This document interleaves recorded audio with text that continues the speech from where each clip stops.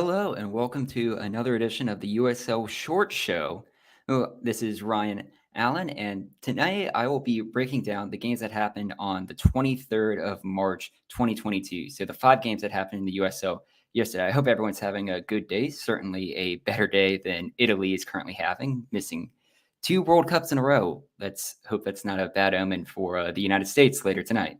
But to just break down some of the games that we already have going on, let's start with Louisville City 2-0 over New York Red Bulls 2. Watching a little bit of this game, it was clear that you could just tell Louisville were in control of this game. They outshot the New York Red Bulls 12-6, and they had a 6-1 shots on target advantage. Ray Serrano got the goal scoring started with Louisville at the 18th minute, and then Wilson Harris doubled Louisville's advantage in the 88th minute. It was a Lemay Conte red card at the 86th, which really put New York Red Bulls out of the game in the later stages. And as I was watching this game, you could tell Louisville were in a pretty decent control of just everything from the possession to the passing stats. I didn't think New York was played poorly, but they were outplayed to begin with. I think if they held on, they probably could have rescued a draw and gotten maybe a goal hit here if they got lucky, but Louisville clearly held on to possession here. I mean, Louisville had more passes in New York's half than New York had in their own half, 106 for Louisville versus 94 for New York. And even with the 2 goals, Louisville won the XG 1.79 to 0.78 as per American Soccer Analysis. And those will be the XG stats we'll be using for this full episode. But it just looks like Louisville, they're back to their usual form. And they just ran into a New York Red Bulls team that really wasn't the best opponent it really wasn't the best team in the conference, but Louisville began the season with 3 consecutive wins. It's the first time since 2018 that they begin the year with 3 consecutive wins. That year they had 4 consecutive wins, and that was en route to begin the season. That was en route to winning the USL title that year. So this is very good omens for Louisville. Well, but overall, it was a pretty standard game. Another game that featured a lot of cards. We had 6 yellow cards, including a straight red to Conte for New York Red Bulls. So it's still showing a lot of the fouls. I mean, it was nearly 30 fouls combined from both teams. But overall, I think Louisville is going to be back at the top of the Eastern Conference. They may very well have the inside track to the number 1 seed. Until Loudoun plays their next game, they are still the team with the most wins without taking a defeat yet this season in the Eastern Conference. So Louisville is certainly one to look out for this season. Moving on into the next game that occurred this week, the Tampa Bay Rowdies 3, Atlanta United 2-0. This was a game that if Louisville controlled possession and controlled the game in their last game, this Tampa Bay team absolutely dominated this entire game. If you go back and just watch some of the goals here, Steven Dos Santos gets the goal scoring started for Tampa Bay in the 20th minute. Then Sebastian Delicard has a fantastic score here for Tampa Bay at the 31st minute. By the time we got to this 31st minute, Tampa Bay already had 13 shots to Atlanta United 2's 1. By the end of the game, Atlanta United 2 didn't even have a single shot on target. They ended up with only 6 shots. Tampa Bay's 26 shots in total, 10 shots on target. But the real goal that I want to highlight is Jake LaCava's goal at the 68th minute. The build-up and just setup on the assist to this goal was absolutely fantastic. Arguably should be one of the goals of the weekend, as we've yet to see some of the rest of the games this weekend. But Tampa Bay absolutely controlled possession. They had the lion's share of the passing distribution here, 537 to 448. And they had, again, like Louisville, they had more passes in the opposition half and they actually had more passes in the opposition half than in their own half. That's where they spent most of the game. I was watching this game and I thought to myself, the camera didn't have to move. It was basically set on whatever half that Tampa Bay was attacking. The camera was just sitting there, and that's all they did. But it was another basically routine victory for the Rowdies. Another one of the stats that sticks out to me was that they had 20 crosses on this game. It attributed to at least 19 shots inside the box for them, and it just proved that Tampa Bay is a strong, strong team again this year, and definitely one not to be messed with. I mean, just looking ahead at the Tampa Bay schedule, unfortunately we don't have a Tampa Bay Louisville matchup until June 4th. That will be in Al Lang Stadium, but we do have a Tampa Bay Phoenix matchup prior to then in Phoenix on May 15th. But I thought this was very much a clinical game, and even with Tampa Bay winning 3-0, they were still underperforming their XG. It could have been much worse. They won the XG 3.75 to 0.65. I actually saw the tweet from the Tampa Bay Rowdies on their Twitter that says, "Is this good?" This is fantastic. The Rowdies are back to where the Rowdies know what they're doing best, and just one of the most dominant teams within the league right now. What they have kind of on the horizon was with Hartford. They host Oakland Roots, the Miami FC.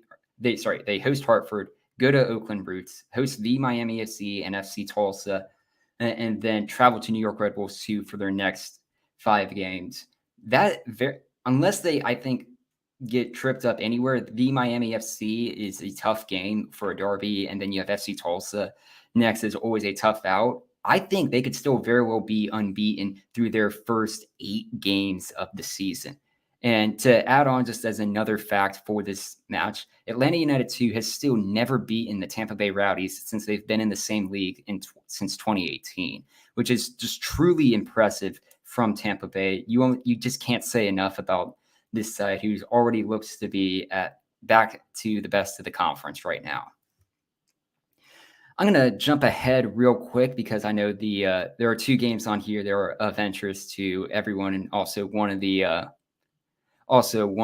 co-hosts here in the green room. Yeah, Robert, I know the East is weak towards some of the bottom of the conference, but it does show that Tampa Bay has a lot of talent on their side. Atlanta United 2 is likely a bottom 2 team of the conference for the East, probably alongside the New York Red Bulls too. And we saw that from when they played each other last Wednesday. So a week last week, this day last week, I meant. I think Tampa Bay will definitely need to have a few more tests, but it's still clear that they are a highly skilled outfit, and they should be one to be feared within the conference, still one of the favorites for the league. But I'm going to jump ahead to what was the nightcap last night, and that was Los Dos getting a 1-0 victory over the Rio Grande Valley FC Toros. I think so. What we had from this game was Taylor DeValia. He scored a goal from a PK that was saved from Preston Judd, so he got the deflection off of that. But other than that, I felt like this was a fairly even game. And you saw multiple opportunities from RGV that either there was an early one in the 25th minute that went off the post, and then there were a few other opportunities that either went wide of net or they had a few blocked shots. Like 3 other shots for this game were blocked. I felt this was a fairly even game, and probably RGV deserved a result out of it. This does actually keep Los Dos on the track of that they have never lost to Rio Grande Valley ever in their history, and that continues tonight. And they controlled a lot of the possession within this game of 57.6 to 42.4, and even the distribution, it was 433 passes to Los Dos' 319. I felt like RGV deserved at least a point out of this game. It was a fairly even match, and a 12-10 shot advantage for LA doesn't really do a glowing indictment of how strong they were for that game. I felt RGV probably deserved a point at least from this match. One of the other things that kind of sticks out to me from this game that I see is just we continue this pattern of so many cards within this game. I mean, Los Dos had 5 yellow cards on their own compared to the 2 from RGV. We spoke about on the last USL show that if these are just teams that are trying to see how the refs are going to handle the start of the year, what fouls can they get away with, how can they manage games. But a lot of these cards I think we're still seeing a lot of the effects of how the refs are going to manage the games going forward. And it's yet to be seen how we think these games will change over the course of the season for how refs will dole out yellow cards. For instance, this match in particular, or of those 7 yellow cards, only one of them came within the first half to Los Dos' captain Salazar in the 25th minute. The rest came within the second half, including a few really close to the 90th minute, such as one at 89 for Los Dos and one at 90+3 for RGV. But I think both of these teams will probably still be fighting each other for a bubble spot within the playoffs. But I think at the very least we'll have a lot more interesting meetings, and it'll show that Los Dos and RGV are both very difficult outs within the season this year. But moving on to the other one of the other Western Conference games this year, and I actually have one of our co-hosts within the green room at the moment as FC Tulsa took down the San Diego Loyal 1-0. It was a Dario Suarez goal at the 77th minute that saw FC Tulsa prevail with 3 points. Alan, is there a few thoughts you would like to give on this game? I know you've shared a few in our group chat. Yeah, I was a little bit confused by some of the approaches by San Diego this match. They not really a heavy rotated side, but definitely a rotated side where you saw a couple guys get their first start of the season, particularly Evan Conway, a guy that San Diego's been looking forward to seeing on the pitch. This might be a one where I watch back later and realize that it wasn't as bad as it seemed. But anytime you go on the road and not score a goal after scoring 4 in 2 matches at home, it leads to some question marks. But, maybe San Diego deserved something out of this match. Maybe Tulsa, the goal that they scored was impressive, if not lucky. I thought kind of a missed defensive header. The Tulsa guy sticks out a boot and puts it exactly where Koke Vega couldn't get to. But hats off to Tulsa. This has kind of been their MO early in the season is hang on, make it a tough match, and then nip a couple goals to win. We saw what they did against Sacramento. I couldn't quite do it against not Sacramento, Legion. And Charleston was their initial first game of the season defeat. Right, where they were the victim of that, right? I think the XG numbers look pretty good for San Diego, but Tulsa bend not broke, and were able to hang tough, and that's what teams get at home. They get that little extra bounce. So tough loss for Loyal, really good win for Tulsa. I think it's kind of a momentum builder for them to 2 wins in a row against, pretty competitive teams, essentially playoff teams. So Tulsa is, making their case for another playoff run this year. And you had mentioned the XG. I at least wanted to say that San Diego won the XG per American Soccer Analysis, 1.37 to 0.67 from Tulsa. But you had mentioned just kind of the interesting lineup that San Diego played, and we spoke about it on this recent USL show, talking about having to prepare for a big game against Phoenix this weekend. Do you think it was the inverse of what we thought on the show, that they were going to go all in on Tulsa and then kind of put Phoenix on the back burner, where they actually put Tulsa on the back burner and are preparing for Phoenix? I mean, looking at the lineup, it might have been, hey, we like these guys. We haven't had a run out yet, and we know that Wednesday, Saturday is tough. I mean, you still saw Kyle Vassell, you saw Guido out there as well, who has yet to play a full season in his career. So there are some guys that you might want to have rotated out if you're rotating. So I think they're trying to find a sweet spot of start enough guys for Tulsa to keep enough guys fresh for Phoenix, kind of split the difference. But you can tell that the team wasn't quite as sharp as they were at home, which is, expected, I guess. When a team goes on the road, you're not expecting them to play nearly as tight at home, especially with some subs. A midweek match is always tough. But again, hats off to Tulsa. They did what they needed to do to win. San Diego would have liked to have gotten a point out of this at the least, and now it puts pressure on them to have a big result against Phoenix.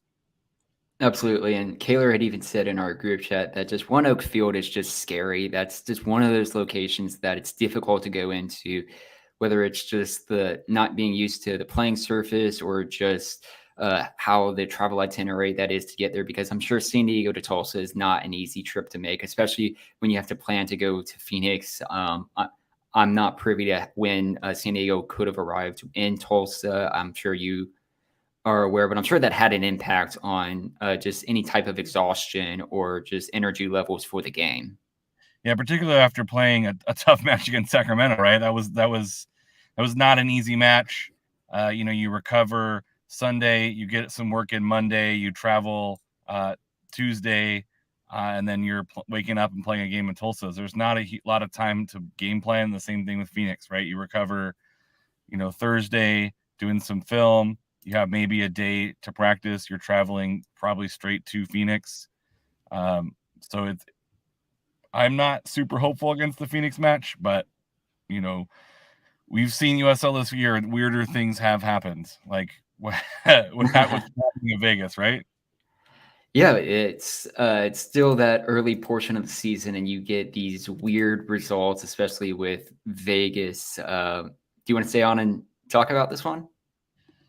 I mean, I didn't watch it, so I don't have a ton of insight. All I saw was Twitter and Discord heads exploding with what's going on, what happened in Vegas. So I know you watched this one, right? I did, yeah. I spent a lot of time watching the Tulsa San Diego game when it started because it started offset from when the El Paso game started. And I was like, there's bound to be a goal at some point. And I kept watching for Tulsa, and I got to like the 75th minute. I was like, they're not going to score. No one's going to score in this game. And then lo and behold, Tulsa get their goal a few moments later. Then I was like, okay, I've seen the goal. I'm going to go see what Vegas is all about. I turned it on. I was like, 3-0. But 3-0. This was 0-0 at halftime. But yeah, Las Vegas Lights ended up winning this game 5-4. Quick aside with this one, every time I see 5-4 in a soccer score, I'm reminded of the quote from Jose Mourinho, where he absolutely hates these high offensive games, that it's always about defense for him. He said in his quote, like, 5-4 is not a real soccer score. It's not a real football score. It is very much a hockey score. And of course, as another aside, he ended up overseeing a Tottenham team that lost 5-4 to Everton in the FA Cup one year. So he did have a hockey score in one of his games, but this is just a ridiculously weird game. It had pretty much everything within this result. It was 0-0 at halftime, and then Las Vegas, and it just gets everything going within the second half. As you see, Cal Jennings score at the 53rd minute. Daniel Trejo score at the 55th. Cal Jennings score at the 56th again. And already just like that, Las Vegas is up 3-0 before we even get to the 60th minute, when Daniel Trejo gets it to 4-1 before Nick Hines had it at the 59th minute as well. And by the time we've already saw 15 minutes of the second half, we've already seen 5 goals in that time. And it was absolutely a incredible start to the game. You continue on a little bit more of this game as Harry Brockbank gets a goal at the 70th minute and for El Paso. Julian Gaines gets one at the 73rd minute. And then a red card to Frank DeRoma at the 88th minute. And it puts Las Vegas down a man. And there's actually a little bit of hope for El Paso, who get a goal back from Dylan Mars at the 90th +1 minute, but it ends 5-4, and an absolutely just kind of soul crushing game for El Paso. Yeah, Andy, it was like 7 goals in 17 minutes. I recall the announcers of this game, they were just like watching on in just shock of what was happening. Like after a first half that was, I'd say, relatively even, and albeit like El Paso looks like they were probably going to score and had a few chances to do so. It completely fell apart in the second half. I was and one of our co-hosts, Phil, he's going to basically really detest this one, but El Paso actually won the XG for this game, 2.64 to 2.19, and they have now won the XG in their first 3 games of the season and have 0 points to show for it. They might as well be the Brighton and Hove Albion of the USL in terms of how well they do the XG in this game. But yeah, this is a really difficult game to break down for El Paso on like where do they go from here. This is the first time in club history they've lost their first 3 games of a season. It is not the first time, though, that they've gone winless in their first 3 games of the season, as they did that in their first year in 2019, where they were winless then. But it it got really brutal of a game. And the schedule kind of lets up as you have Monterey Bay in 2 weeks, but they have the international break or a international break this week before regrouping on April 3rd against San Diego Loyal, who we just spoke with Alan. But I'm not sure what to basically go from here. They've conceded 10 goals already while scoring 6, which is the second most in USL right now. And it just, do you make the change at Evan Newton in goal? We've spoke about it on the show. Kaylor had touched base on this, saying that he's playing more of a sweeper keeper role. And just from what Hutchinson's system is, that's just not like Newton isn't built to be a sweeper keeper from what we just spoke on with the show. And it just seems like Hutchinson has that basic just rigidness to his formation and system that he wants to play him as a sweeper keeper, and he just can't break him out of that mold. And we saw that on a few times. There were a few goals in this match where I think Newton was somewhat at fault. Obviously, it's never good as a keeper if you get chipped for a goal. There was another one and early that I think just slotted right past him on his right side that he probably dove a little late for. But at some point, you have to look back and see that, okay, we've conceded now 10 goals in our first 3 games. Do we possibly make the change, or do we still stick with Newton here? And it's a really tough situation for El Paso to be in, and they need to figure something out. It's already, I think, in my personal opinion, way too early to try and hit the panic button on this season. But if they don't start figuring it out, I would at least start looking for the panic button at the moment. They need to, they're getting the XG and they're getting the goals and shots that they should be winning some of the games. If you look back through the 2021 season, no team scored 4 goals or more in a game and lost that game. The last time we had a team score 4 goals in a game and lose was back in 2020 when Philadelphia 2 lost the game also 5-4. Now, usually when you get these high scoring games, you should be expecting a few points out of this one. And they had all of the goals here that they should have gotten points out of this one. If they hadn't gone down 3-0 early, I think 3-0 early in the second half, I think we're looking at a very different game that they may get a few more points out of. They may have gotten a point or a draw out of this one if they just picked up goals when they needed to, of course. But I think those 3 goals early, it just was a complete shot to the confidence of the team. And they responded well, in fairness, but they need to figure out a way to go forward that if they trail, they still need to find a way to bounce back. They have the talent. They have the offensive capabilities to score. They just need to figure it out.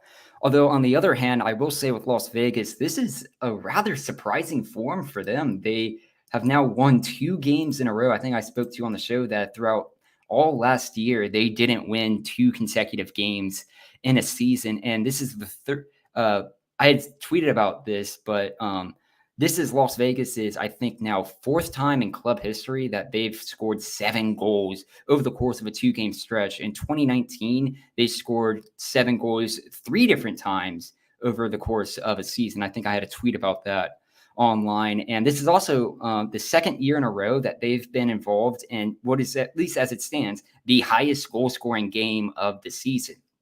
They were involved in a 9-goal thriller last season, a 6-3 loss to Phoenix Rising. And even all the way back in 2018, Las Vegas was involved in a 10-goal match that was a 6-4 loss with OKC. So these 4-goal losses do happen. It's these games where you score 4 goals, it does happen. It's never a fantastic thing to be on the losing end of. And I think El Paso will get better, but the confidence has to be low in the El Paso camp at the moment. I think I saw from the broadcast that it was, if they had played 20 more minutes, El Paso would have scored 2 more and maybe given up 3. You're completely right, Andy. I feel like having that man advantage, you saw the difference it made that they scored almost immediately up from it. If you watch the Los Stoves game that had a really long stoppage time, I felt like if they had extended out the stoppage time a little bit more, they could have found that equalizer.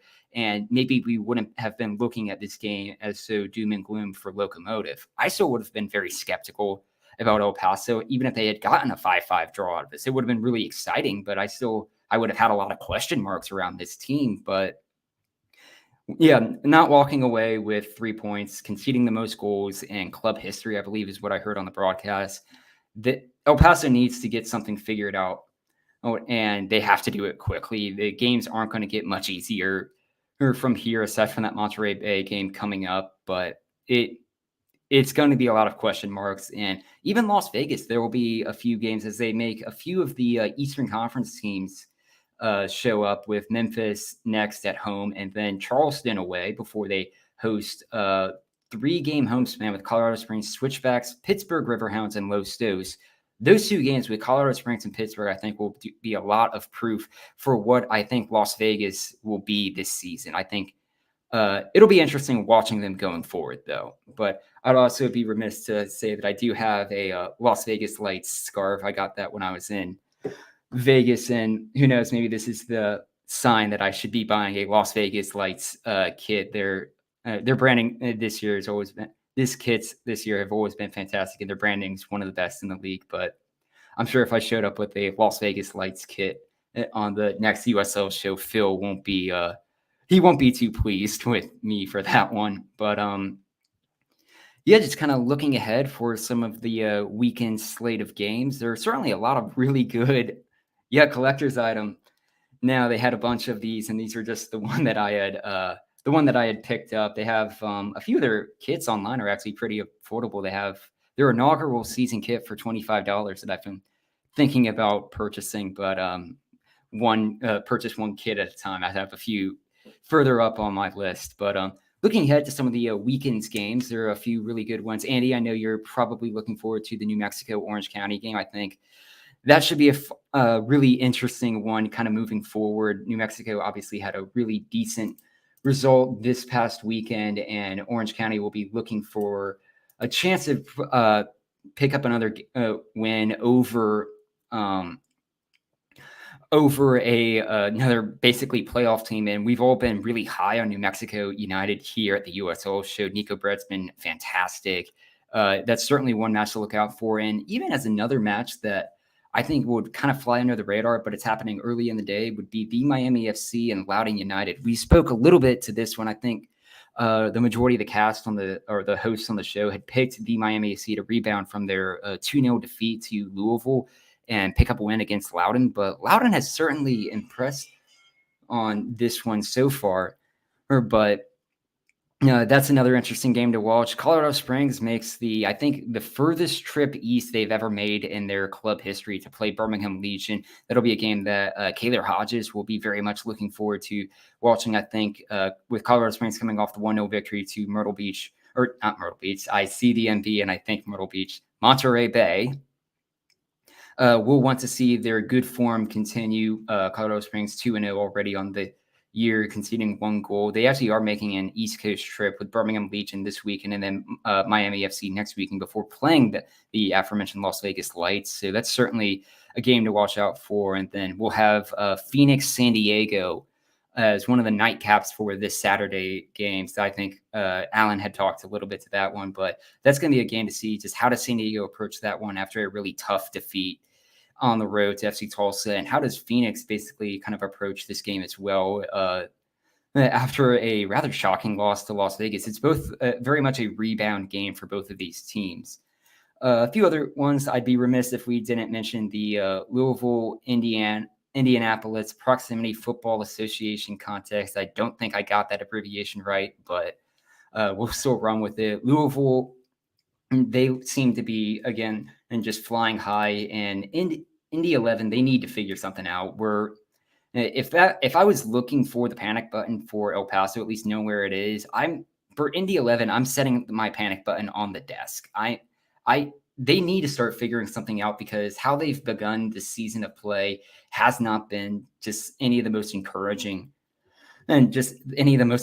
football. It seems like they're looking for an identity, and it's a transition year, and they're trying to kind of build up this type of play, but they need to find something and find it fast. Louisville is never going to be a tough outing, but you need to pick up results and need to get the fan base on board with these games. If you pick up a win against Louisville, I think that really rejuvenates a lot of the season going forward. And then I guess like one final game to mention that I'm having my eye on is Detroit City against Pittsburgh Riverhounds. You're seeing the newcomers in Detroit City. They got their first win at Keyworth last weekend against Charleston. If you haven't done so already. If listening to that last episode, Phil does a great job breaking down that entire episode, or breaking down that game. He was there, and he said it was a fantastic atmosphere. But I think it's going to be really interesting. I think Detroit City is going to be very much a bubble team for most of the season. If they can find a lot of their form, they will sneak their way into the playoffs. But they're running up against a basically USL legend and coaching staff of Bob Lilly and the Pittsburgh Riverhounds. He knows how well and how great defensively his team is. And just looking at that side, I think Pittsburgh is a very tough team to try and get a result past, to try and get games against. If anyone can do it, yeah, Andy, you say the home team wins, and that very much has been the trend for USL this season. But I think, like, if anyone can go into Pittsburgh, it can go into Detroit and get a result, it's going to be Pittsburgh this year. They're going to have the talent, and it helps with the kind of just close proximity, the close rivalry between those two clubs. I think they can go in there and at least grind out a result. But honestly, it wouldn't surprise me if Detroit would get a victory here. They make Keyworth their fortress, and they know how to to avoid defeats there. I think it'll be an interesting atmosphere, or if for whoever will be the first team to get a result at Keyworth this season. But what games are you guys looking forward to? Are there any ones that I haven't touched base on that kind of stick out to you? I guess one of the other games I saw that we had joked a little bit about on the show was the Oakland Monterey Bay game. I think a lot of us had a bit more faith in Oakland to get a result here. I think one of us went against the grain and picked Monterey Bay to, as Andy had said, home team wins. But I actually had went with a draw with this one. I think if this match might be our first 0-0 result of the season. Neither one of these teams have looked all that strong to start. Monterey Bay had those 2 goals against Phoenix to start the year, but those kind of came in garbage time. But I think it's going to be an interesting match kind of going forward to see which team is going to be the one to try and break the deadlock and just kind of kickstart their season. They need to have some type of result, or else both of these teams are going to be competing for the Western Conference wooden spoon. Yeah, the nerdy kids on the block fighting each other. Andy, this will be it's going to be an interesting game. Both of these teams are in the bottom 10 of just some of the XG that they've produced this year, and just 1 goal scored for Oakland. It'll be a really difficult contest, and I think the loser of this game, or whichever team we think looks worse out of the draw, is going to be our basically preeminent pick to be the bottom of the Western Conference for the foreseeable future. But yeah, that's pretty much a lot of the games that I'm looking forward to this weekend. Let me know what you guys are looking at as well. I do believe Rising Loyal should be an entertaining contest. Those games have always been ones to produce a lot of just interesting results and fun on the field, just games between the two. It's just two really strong attacking outfits, and Phoenix has been the team to beat so far within the Western Conference right now. Oh, and that was kind of our team to beat preseason. So I think it'll be an interesting one if they can, like I said, bounce. For both of these teams, they need a bounce back result, and I think this is a perfect opportunity for that. But yeah, I think we're looking forward to another weekend of just USL Championship. League One isn't too far on the horizon. Speaking of which, we'll have another short show on Monday with Gio, Chip, and Brandon to discuss the League One preview as well. We'll have a new kit season episode coming out soon, and 2 more away days episodes coming out next week. Those episodes have always been really fun and just really interesting to see. Just the different supporters groups and different away matches you can have for USL. There are a lot of brilliant stadiums, a lot of brilliant match day atmospheres that you'd be remiss not to check out at some point across the USL. I remember I went to a Colorado Springs match back in 2015 that I thought was a lot of fun. It was at their old Widener Field, and I've had pretty fond memories for Colorado Springs. But yeah, all of these teams have had really good away days. There are a lot of great atmospheres across this league, and it's just a really great way to showcase for it. And if your supporters group wants to kind of just showcase your away days, if you want to showcase your match atmosphere, get in touch with Kaylor Hodges, get in touch with the USL Show DM on Twitter, and here for. This we're certainly trying to grow the game and grow just kind of the fan behavior and culture across the league. And I think this is a really great way to just kind of showcase your team and showcase why should we visit your community and why is your atmosphere the best atmosphere in USL Championship, USL League One. I always get jealous of seeing all the teams, seeing all the fans online, and seeing it on streams, especially not having a team here in my hometown myself. But it's something that I envy every day, and certainly not something everyone should take for granted. But in any case, thank you everyone for joining the USL Short Show this week. Hope everyone enjoys the USA-Mexico match later on tonight. It should be a fantastic one. I hope the United States gets a result. I'm feeling slightly hopeful that we can at least get a draw here. And let's see the United States take care of business for the World Cup qualifying. Knock on wood, it doesn't go the way as Italy's. But thank you everyone for joining the USL Short Show tonight. Thank you for watching another episode of the USL Show. This and every episode is brought to you by the Beautiful Game Network. Find podcasts and other written work at bgn.fm. Once again, thanks for stopping by, and we'll see you guys again next week.